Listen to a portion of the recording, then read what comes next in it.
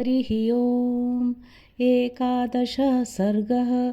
सुमंत्र के कहने से राजा दशरथ का सपरिवार अंगराज के यहाँ जाकर वहां से शांता और ऋष्यशृंग को अपने घर ले आना। भूय एव हि राजेन्द्र शृणु मे वचनं हितं यथा सदैव प्रवरः कथयामास बुद्धिमान।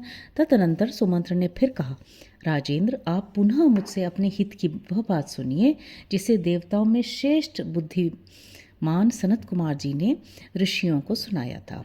इक्ष्वाकूणां कुले जातो भविष्यति सुधार्मिकः नाम्ना दशरथो राजा श्रीमान सत्य प्रतिशवः।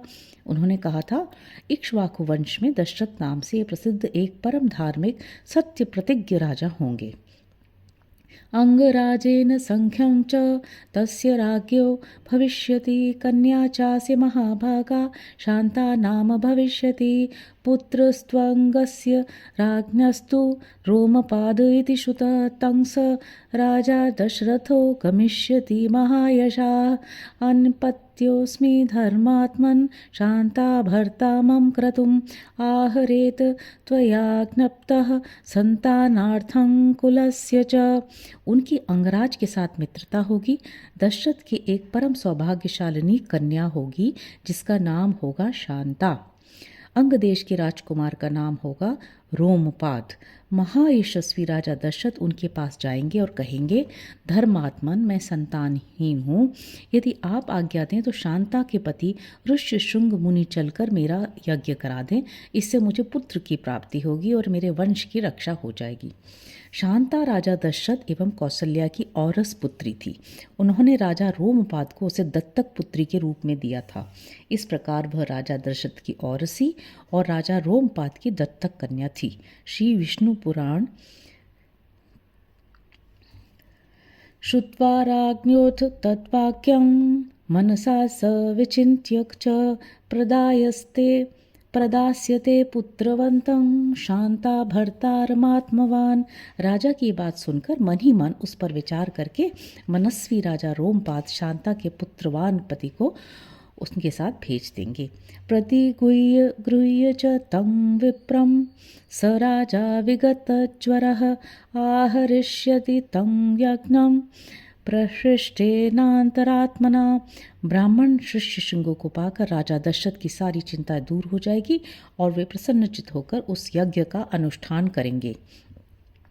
तं च राजा दशरथो यश कामः कृताञ्जलिः ऋष्यशृङ्गं द्विजश्रेष्ठं वरयिष्यति धर्मवित् यज्ञार्थं प्रसवार्थं च स्वर्गार्थं च नरेश्वरः लभते च स तं कामं द्विजमुख्याद् विशां पतिः। यश की इच्छा रखने वाले धर्मज्ञ राजा दशरथ हाथ जोड़कर द्विज श्रेष्ठ ऋष्यशृंग का यज्ञ पुत्र और स्वर्ग के लिए वरण करेंगे तथा वे प्रजापालक नरेश उन श्रेष्ठ ब्रह्मर्षि से अपनी अभीष्ट वस्तु प्राप्त कर लेंगे। पुत्राश्चास्य भविष्यन्ति चत्वारो मितविक्रमाः वंश प्रतिष्ठानकराः सर्वभूतेषु विश्रुताः। राजा के 4 पुत्र होंगे जो अप्रमेय पराक्रमी, वंश की मर्यादा बढ़ाने वाले और सर्वत्र विख्यात होंगे। एवं सदैव प्रवरः पूर्वं कथितवान् कथां सनत कुमारो भगवान पुरा देवयुगे प्रभु। महाराज, पहले सतयुग में शक्तिशाली देव प्रवर भगवान सनत कुमार जी ने ऋषियों के समक्ष ऐसी कथा कही थी। स त्वं पुरुष शार्दूल समानय सुसत्कृतं स्वयमेव महाराज गत्वा सबलवाहनः। पुरुष सिंह महाराज, इसलिए आप स्वयं ही सेना और सवारियों के साथ अंग देश में जाकर मुनि कुमार ऋष्यशृंग को सत्कार पूर्वक यहाँ ले आइए। सुमंत्रस्य वचः श्रुत्वा हृष्टो दशरथोऽभवत् अनुमान्य वसिष्ठं च सूतवाक्यं निशाम्य च शान्तपुरसहामात्य प्रययोत्यत्र सद्विजः। सुमंत्र का वचन सुनकर राजा दशरथ को बड़ा हर्ष हुआ। उन्होंने मुनिवर वशिष्ठ जी को भी सुमंत्र की बातें सुनाई और उनकी आज्ञा लेकर रनिवास की रानियों तथा मंत्रियों के साथ अंग देश के लिए प्रस्थान किया, जहाँ विप्रवर ऋष्यशृंग निवास करते थे। वनानि सरितश्चैव व्यक्तिक्रम्य शनैः शनैः अभिचक्राम तं देशं तेषं यत्र वै मुनिपुंगवः। मार्ग में अनेकानेक वनों और नदियों को पार करके वे धीरे धीरे उस देश में पहुँचे जहाँ मुनिवर ऋष्यशृंग विराजमान थे।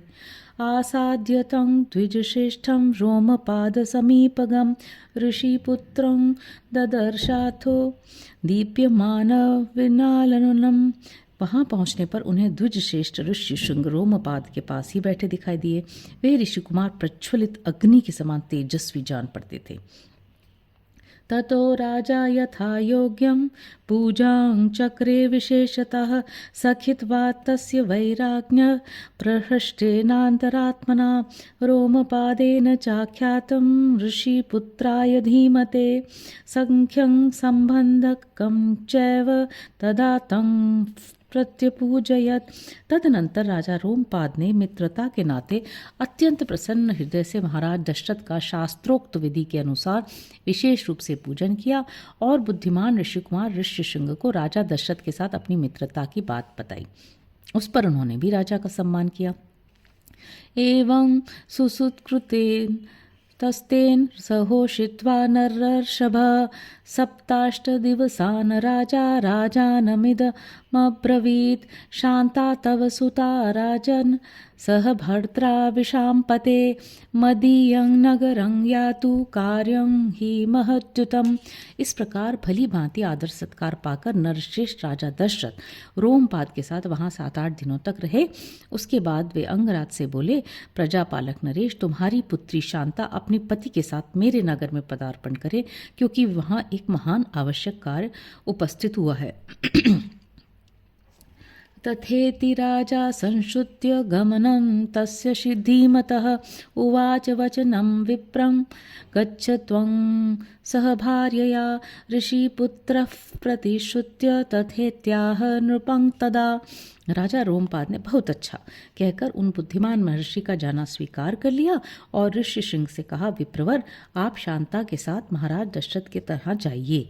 राजा की आज्ञा पाकर उन ऋषिपुत्र ने तथास्तु कहकर राजा दशरथ को अपने चलने की स्वीकृति दे दी।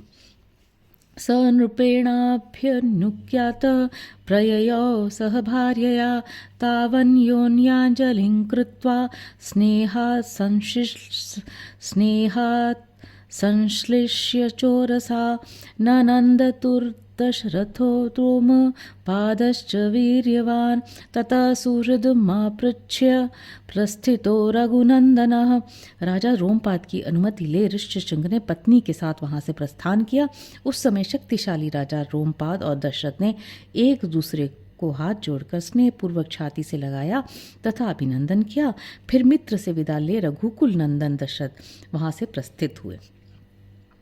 पौरेषु प्रेषयामास दूतान् वै शीघ्रगामिनः क्रियतां नगरं सर्वं क्षिप्रप्रेम स्वलंकृतं धूपितं सिक्तसमृष्टं पताकाभिरलंकृतम्। उन्होंने पुरवासियों के पास अपने शीघ्रगामी दूत भेजे और कहलाया कि समस्त नगर को शीघ्र ही सुसज्जित किया जाए, सर्वत्र धूप की सुगंध फैले, नगर की सड़कों को झाड़ बुहार कर उन पर पानी का छिड़काव कर दिया जाए तथा सारा नगर ध्वजा पताकाओं से अलंकृत हो।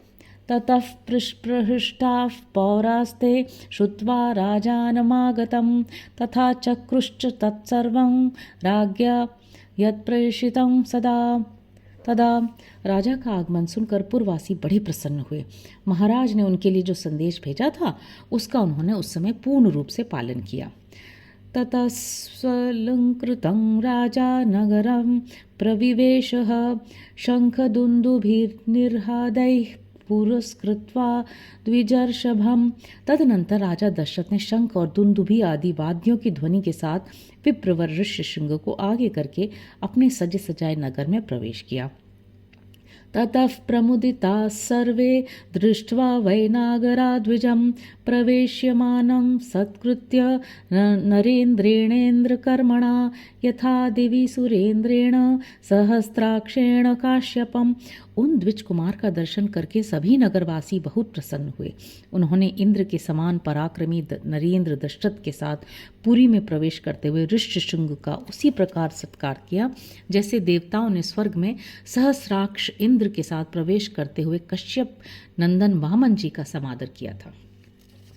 अंतःपुरं प्रवेश्यैनं पूजां कृत्वा च शास्त्रतः कृत्कृत्यं तदात्मानं मेने तस्योपवाहनात्। ऋषि को अंतःपुर में ले जाकर राजा ने शास्त्र विधि के अनुसार उनका पूजन किया और उनके निकट आ जाने से अपने को कृतकृत्य माना।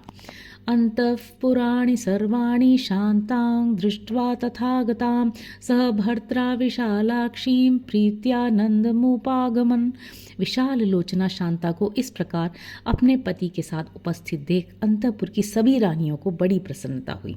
वे आनंदमग्न हो गईं। पूज्यमाना तो ताभिस्सा राज्ञा चैव विशेषतः उवास तत्र सुखिता कंचित कालम सह द्विजा।